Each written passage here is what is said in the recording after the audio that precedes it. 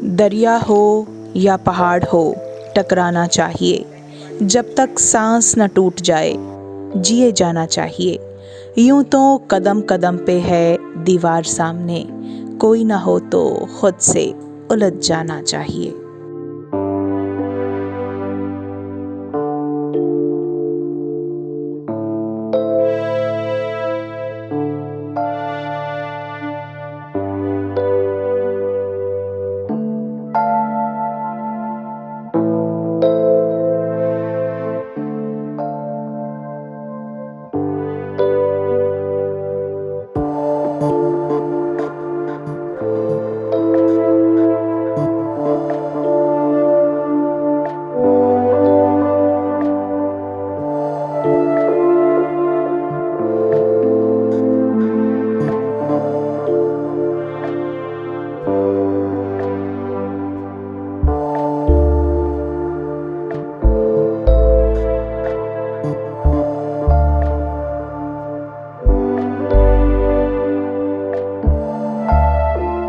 मेरा नाम चाहत अरोड़ा है ਤੇ ਮੈਂ ਇੱਕ ਇੰਟਰਨੈਸ਼ਨਲ ਸਵਿਮਰ ਹਾਂ। ਜਦ ਮੈਂ 4 ਸਾਲ ਦੀ ਸੀ ਮੈਨੂੰ ਸਵਿਮਿੰਗ ਤੋਂ ਲਗਾਵ ਹੋ ਗਿਆ ਸੀ। ਮੇਰੇ ਪੇਰੈਂਟਸ ਨੇ ਮੈਨੂੰ ਸਵਿਮਿੰਗ ਤੋਂ ਇੰਟਰੋਡਿਊਸ ਕਰਾਇਆ ਸੀ। ਗਰਮੀਆਂ 'ਚ ਮੈਂ ਤੇ ਮੇਰਾ ਭਰਾ ਦੋਵੇਂ ਸਵਿਮਿੰਗ ਕਰਨ ਆਉਂਦੇ ਸੀ ਤੇ ਸਾਨੂੰ ਸਵਿਮਿੰਗ ਬਾਲੀ ਚੰਗੀ ਲੱਗਦੀ ਸੀ। ਜਦੋਂ ਮੈਂ ਖੇਡਣਾ ਸ਼ੁਰੂ ਕੀਤਾ ਤੇ ਮੈਂ ਕਾਫੀ ਸਾਰੇ ਮੈਡਲ ਜਿੱਤੇ।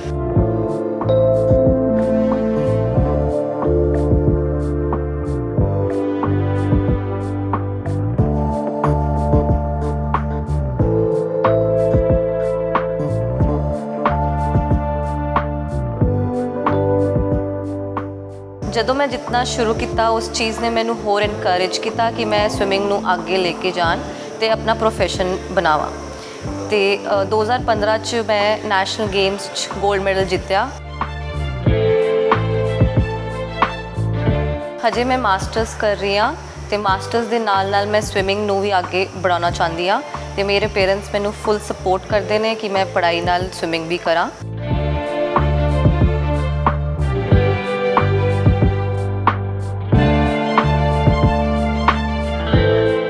ਚਾਹਤ ਬਾਰੇ ਮੈਂ ਦੱਸਣਾ ਚਾਹੁੰਦਾ ਹਾਂ। ਮੈਂ ਉਸਦਾ ਫਾਦਰ ਹੈਗਾ। ਮੈਂ ਪੰਜਾਬ ਪਬਲਿਕ ਵਰਕਸ ਡਿਪਾਰਟਮੈਂਟ ਦੇ ਵਿੱਚ ਐਜ਼ ਏ ਇੰਜੀਨੀਅਰ ਕੰਮ ਕਰ ਰਿਹਾ। ਚਾਹਤ ਦੀ ਡੈਡੀਕੇਸ਼ਨ, ਡਿਵੋਸ਼ਨ ਅਤੇ ਡਿਟਰਮੀਨੇਸ਼ਨ ਬਾਰੇ ਕਿ ਜਦ ਇਹ 5 ਸਾਲ ਦੀ ਸੀ ਤਦ ਦੀ ਇਹ ਸਵਿਮਿੰਗ ਕਰ ਰਹੀ ਹੈ।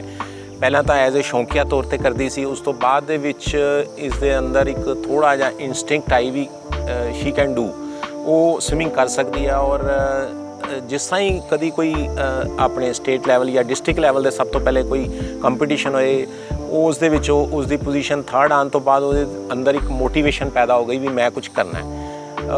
ਉਹ ਦਿਨ ਸੀ। ਉਸ ਤੋਂ ਬਾਅਦ ਉਹਨੇ ਅੱਜ ਤੱਕ ਕਦੀ ਪਿੱਛੇ ਮੁੜ ਕੇ ਨਹੀਂ ਦੇਖਿਆ। ਆਪਣੇ ਪੂਰੇ ਕੈਰੀਅਰ ਦੇ ਵਿੱਚ ਪੂਰੀ ਡੈਡੀਕੇਟਡ ਅੱਜ ਵੀ ਹੈ, ਪਹਿਲੇ ਵੀ ਸੀ ਅਤੇ ਆਉਣ ਵਾਲੇ ਅੱਗੇ ਵੀ ਫਰਦਰ ਟਾਈਮ ਦੇ ਵਿੱਚ ਉਹ ਇਹ ਚਾਹੁੰਦੀ ਹੈ ਵੀ ਮੈਂ ਉਸ ਤੋਂ ਵੀ ਵੱਧ ਚੜ੍ਹ ਕੇ ਅੱਗੇ ਸਵਿਮਿੰਗ ਦੇ ਵਿੱਚ ਆਪਣੇ ਸਟੇਟ ਦਾ, ਪੰਜਾਬ ਦਾ ਅਤੇ ਆਪਣੇ ਕੰਟਰੀ ਦਾ ਵੀ ਨਾਂ ਹੋਰ ਜ਼ਿਆਦਾ ਅੱਗੇ ਰੋਸ਼ਨ ਕਰਾਂ।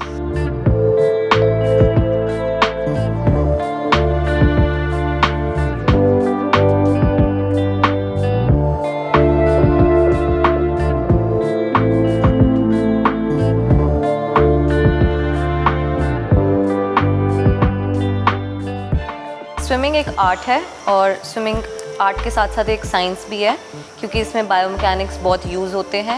अगर पानी बहुत रेजिस्टेंस देता है, अगर बॉडी पोजीशनिंग ठीक ना हो तो आगे बढ़ना बहुत मुश्किल होता है। तो अगर स्विमिंग में इम्प्रूव करना है तो बहुत टेक्निकल एस्पेक्ट्स पे फोकस करना पड़ता है, एंड्योरेंस और स्टैमिना के साथ साथ। तो इसलिए एक काफ़ी कॉम्प्लेक्स स्पोर्ट है।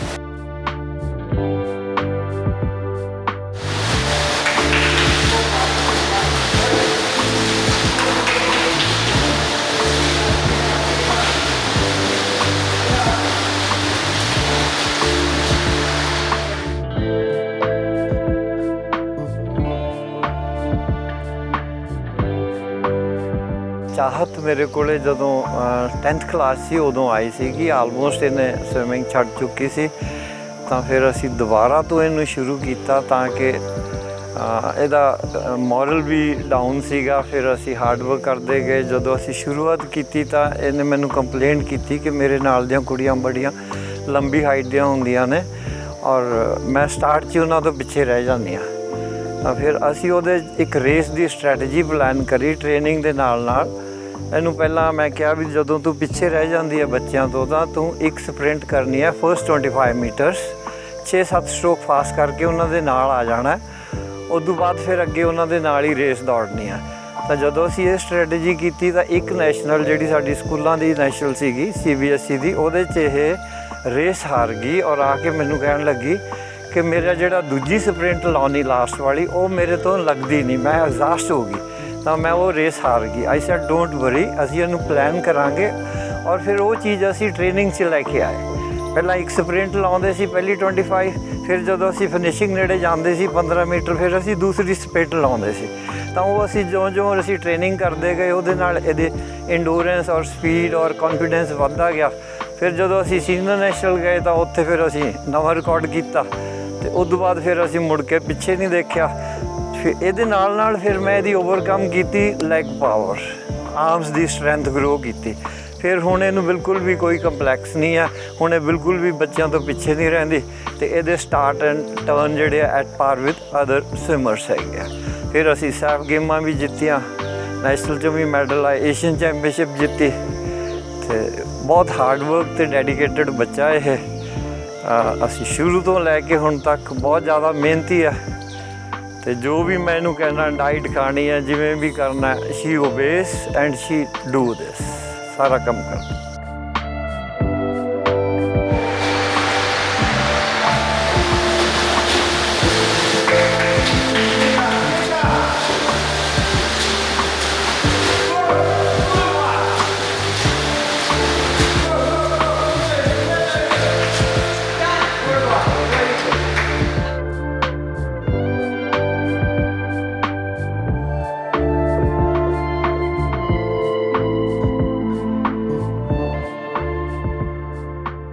मेरी मेन अचीवमेंट ये थी कि 2015 में नेशनल गेम्स हुई थी केरला में, उसमें मैंने गोल्ड जीता था चंडीगढ़ के लिए और मैं ऐसी अकेली खिलाड़ी थी जिसने सारे स्पोर्ट्स में एक गोल्ड जीता था।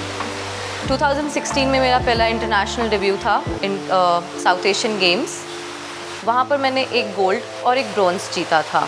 2016 में ही मैंने एशियन चैम्पियनशिप में पार्टिसिपेट किया था और साउथ एशियन चैम्पियनशिप में 4 गोल्ड भी जीते थे। 2017 में मैंने एक न्यू नेशनल रिकॉर्ड ब्रेक किया था 100 मीटर ब्रेस्ट स्ट्रोक में और 2017 में ही मैंने एशियन एज ग्रुप में उज़्बेकिस्तान में एक ब्रॉन्ज भी जीता था। 2018 मेरे लिए थोड़ा ख़राब साल था क्योंकि उस साल मेरे को थोड़ी सी इंजरी हो गई थी शोल्डर में, उस वजह से मैं पूरा साल कोई कंपटीशन में पार्ट नहीं ले पाई। इवन मेरे एशियन गेम्स के ट्रायल्स भी मिस हो गए थे और थोड़ा ख़राब साल रहा मेरे लिए। 2019 में मैंने कम बैक किया और 2019 में मैंने वर्ल्ड यूनिवर्सिटी में पार्टिसिपेट किया जो कि इटली में हुई थी। 2019 में ही एशियन एज ग्रुप हुई थी इंडिया में बेंगलोर में, उसमें मेरा एक सिल्वर था। 2020 में मैं थाईलैंड ट्रेनिंग करने के लिए गई थी और लॉकडाउन में वहीं पे फंस गई थी, बट मैंने उस चीज़ को अपने ऊपर हावी नहीं होने दिया। मैंने वहाँ पर थाईलैंड में मेहनत की और बैंकॉक में कॉम्पिटिशन्स में मैंने 2 न्यू नेशनल रिकॉर्ड ब्रेक किए 50 और 100 मीटर ब्रेस्ट स्ट्रोक में। 2021 में मेरी सिलेक्शन हुई थी उज़्बेकिस्तान चैम्पियनशिप के लिए जो कि एक ओलंपिक क्वालिफायर था, वहाँ पर भी मैंने 2 गोल्ड मेडल जीते थे। आगे मैं एशियन गेम्स की तैयारी कर रही हूँ जो कि अगले साल होने वाले हैं और बहुत सारे ऐसे कॉम्पिटिशन्स आ रहे हैं जिनके लिए मैं अभी मेहनत कर रही हूँ।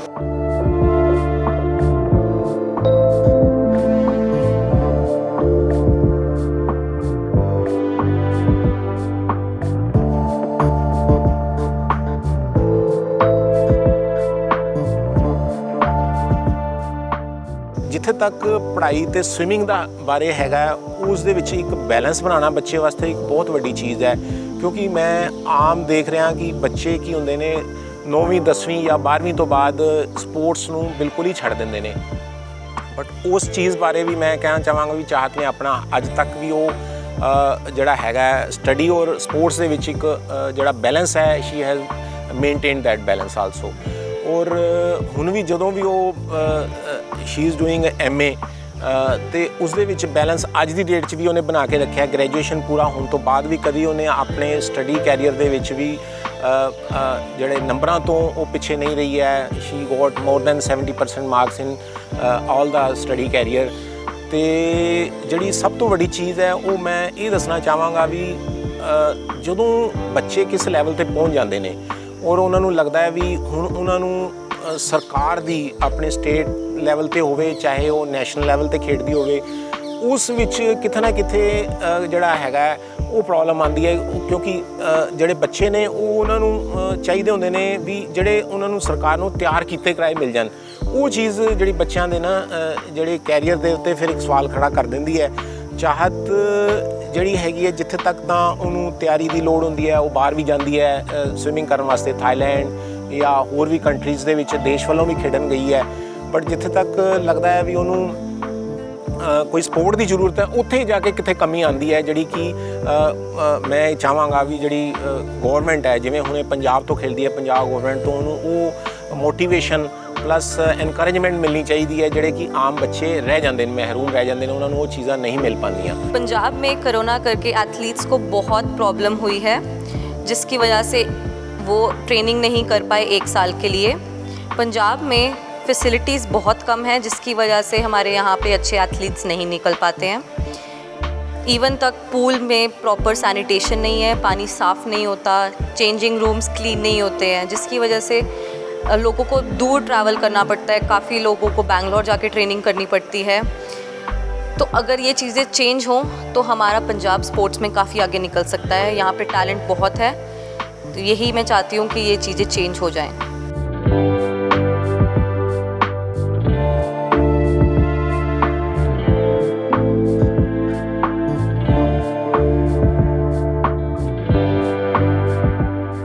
चाहत की मदर गीता अरोड़ा।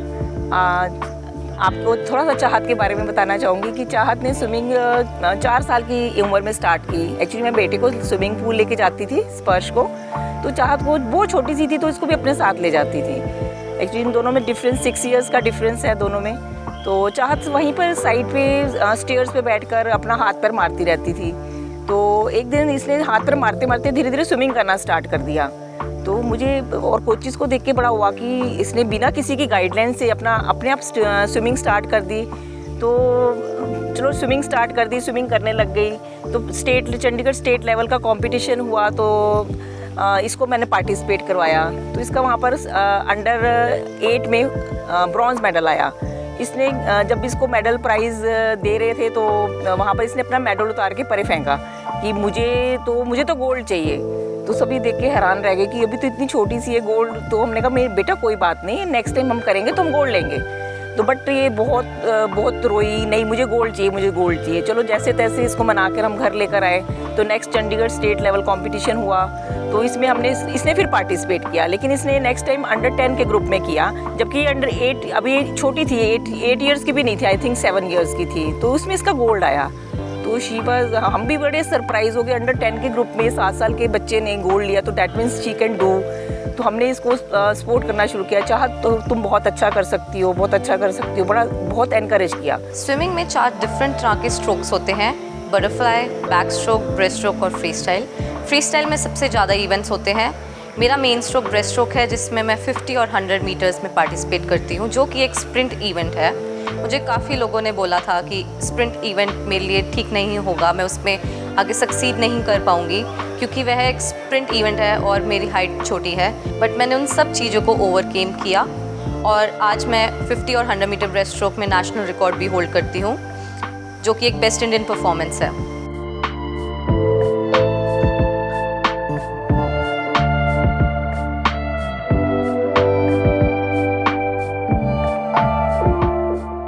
ਜ਼ਰੂਰ ਹੈ ਕਿ ਜਿਹੜੀ ਇੱਕ ਸਵਿਮਿੰਗ ਹੈ ਜਾਂ ਜਿਸ ਤਰ੍ਹਾਂ ਬਾਕੀ ਵੀ ਗੇਮ ਦੇ ਵਿੱਚ ਹੈਗੇ ਨੇ ਬੱਚੇ, ਜਦੋਂ ਇਹ ਸਪੋਰਟਸ ਦੇ ਵਿੱਚ ਆਉਂਦੇ ਨੇ ਤੇ ਉਹ ਬਹੁਤ ਸਾਰੀਆਂ ਜਿਹੜੀਆਂ ਦੂਸਰੇ ਧਿਆਨ ਉਹਨਾਂ ਦੇ ਜਾਂਦੇ ਨੇ, ਜਿੱਥੇ ਜਾ ਕੇ ਬੱਚੇ ਉਹਨਾਂ ਨੂੰ ਇੱਕ ਪ੍ਰੋਪਰ ਚੈਨਲਾਈਜੇਸ਼ਨ ਚਾਹੀਦੀ ਹੁੰਦੀ ਹੈ, ਉਹ ਮਿਲ ਜਾਂਦੀ ਹੈ। ਜਦੋਂ ਉਹ ਗੇਮ ਚਾਹੁੰਦੇ ਨੇ ਉਹ ਬਾਕੀ ਸਾਰੀਆਂ ਚੀਜ਼ਾਂ ਤੋਂ ਦੂਰ ਰਹਿੰਦੇ ਨੇ, ਮਾੜੀਆਂ ਚੀਜ਼ਾਂ ਤੋਂ ਮਤਲਬ ਕਹਿੰਦਾ ਹੈ ਵੀ ਜਿਵੇਂ ਕਈ ਬੱਚੇ ਨਸ਼ੇ ਦੀ ਆਦਤ ਪੈ ਗਏ ਜਾਂ ਹੋਰ ਬੈਡ ਸੁਸਾਇਟੀਜ਼ ਦੇ ਵਿੱਚ ਪੈ ਗਏ, ਉੱਥੋਂ ਵੀ ਬੱਚੇ ਦੂਰ ਹੋ ਜਾਂਦੇ ਆ ਔਰ ਫਿਜ਼ੀਕਲੀ ਵੀ ਇੱਕ ਇਸ ਤਰ੍ਹਾਂ ਦੀ ਫਿਟਨੈਸ ਉਹਨਾਂ ਨੂੰ ਮਿਲ ਜਾਂਦੀ ਹੈ ਜਿਹੜੀ for all times to come in their life ਉਹਨੂੰ ਮੇਨਟੇਨ ਕਰਕੇ ਰੱਖਦੇ ਨੇ, ਕਿਉਂਕਿ ਇੱਕ ਸਪੋਰਟਸ ਪਰਸਨ ਹੀ ਇਸ ਚੀਜ਼ ਨੂੰ ਸਮਝ ਸਕਦਾ ਹੈ। ਔਰ ਜਿਹੜੇ ਬੰਦੇ ਸਪੋਰਟਸ ਦਾ ਕੀਤਾ ਹੁੰਦਾ ਉਹਨਾਂ ਨੇ ਆਪਣੀ ਪੂਰੀ ਲਾਈਫ ਦੇ ਵਿੱਚ ਕਿਸੇ ਵੀ ਗੇਮ ਦੇ ਵਿੱਚ, ਚਾਹੇ ਹੋਵੇ, ਚਾਹੇ ਉਹ ਸਵਿਮਿੰਗ ਹੈ, ਚਾਹੇ ਉਹ ਐਥਲੈਟਿਕਸ ਹੈ, ਚਾਹੇ ਹੋਰ ਵੀ ਕੋਈ ਗੇਮ ਹੈ, ਉਹ ਫਿਰ ਬੱਚਿਆਂ ਦਾ career for all the time, ਉਹਨਾਂ ਦੀ ਇੱਕ ਸਿਹਤ ਨੂੰ ਔਰ ਆਉਣ ਵਾਲੇ ਟਾਈਮ ਦੇ ਵਿੱਚ ਉਹਨਾਂ ਦੇ ਅੱਗੇ ਵੀ ਜਦੋਂ ਜਨਰੇਸ਼ਨ ਨੈਕਸਟ ਜਨਰੇਸ਼ਨ ਵੀ ਆਉਂਦੀ ਹੈ ਉਸ ਨੂੰ ਵੀ ਫਿਰ ਉਹ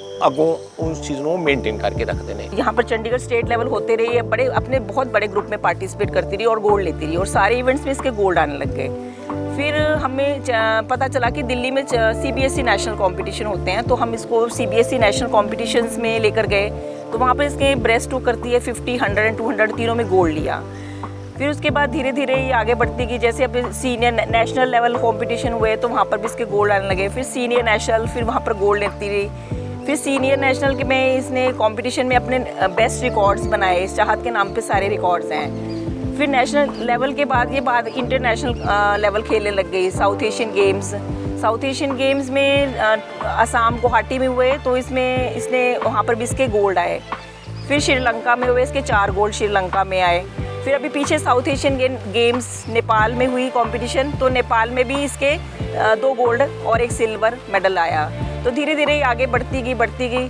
फिर बैंकॉक में इसने फिर नेशनल अपने नाम पे नेशनल रिकॉर्ड कायम किए। इस तरह चाहत ने पीछे मुड़ के नहीं देखा, आगे बढ़ती गई और हमारा पूरा स्पोर्ट चाहत के साथ रहा। मेरा तो सारा टाइम चाहत के साथ बीतता है, सुबह से लेकर रात तक चाहत। मेरा अल्टीमेट गोल ओलंपिक्स है, जिसके लिए मैं दिन रात मेहनत करना चाहती हूँ।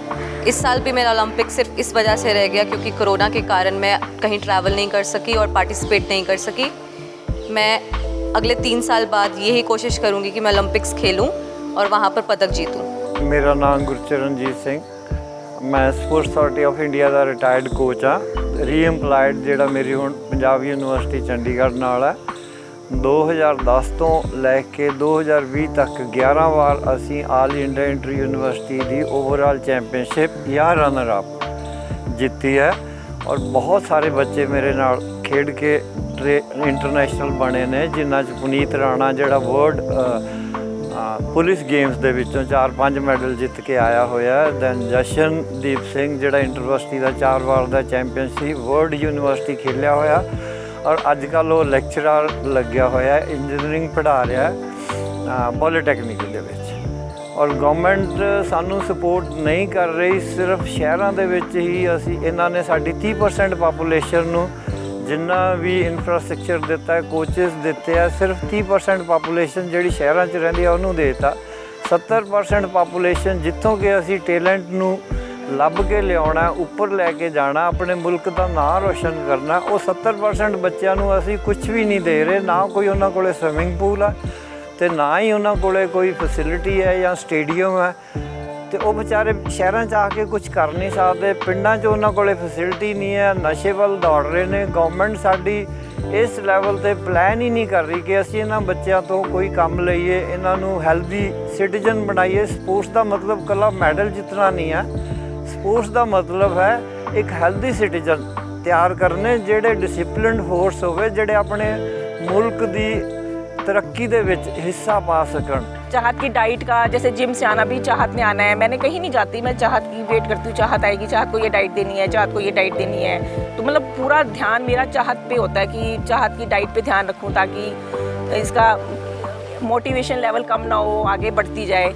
तो इस तरह चाहत का मतलब सारा दिन मेरा चाहत के साथ ही बीतता है। और चाहत की वजह से मैं कहीं कोई प्लान नहीं आउट नहीं करती कि चलो चाहत को लगे कि पूरा मम्मा का स्पोर्ट है। स्विमिंग जाती हूँ तो उसके साथ मैं स्विमिंग पूल आती हूँ, जिम जाती हूँ तो उसका ध्यान रखती हूँ। चाहत में जिम से आना है तो मेरे को उसको डाइट देनी है, तो इस तरह से मैं चाहत का पूरा सपोर्ट करती हूँ। कला मैडल जितना ही सानू स्पोर्ट्स कराउण दा कोई साडा मकसद नहीं है, तो गवर्नमेंट का उस पासे कोई पॉलिसी नहीं है। जिहड़े बच्चे साडे नैशनल चों इंटरनेशनल चों मैडल जीतते हैं, नवे रिकॉर्ड रखते हैं, उन्होंने बच्चों लिए अंपलॉयमेंट नहीं है, उन्होंने नौकरियां नहीं मिल रही, वो बेचारे तरस रहे हैं। अखबारों च रोज़ आता है, कोई पिछे जे सीगा एक लड़की बेचारी भांडे मांज रही है, कोई दिहाड़ी कर रहे हैं बच्चे, तो वर्ल्ड लैवल ते मैडल जिते हुए ने। साडी गवर्नमेंट नूं चाहिदा इन्हां चीज़ां वल ध्यान देवे और साडे यूथ नूं सांभे ताकि साडा यूथ जिहड़ा ਉਹ ਆਪਣੇ ਮੁਲਕ ਦੀ ਤਰੱਕੀ ਵਿੱਚ ਹੋਰ ਹਿੱਸਾ ਪਾ ਸਕੇ।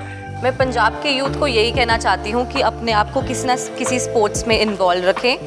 इससे बुरी चीज़ों से दूर रहता है, मेंटली बंदा स्टेबल रहता है और फिज़िकली काफ़ी तंदुरुस्त रहता है।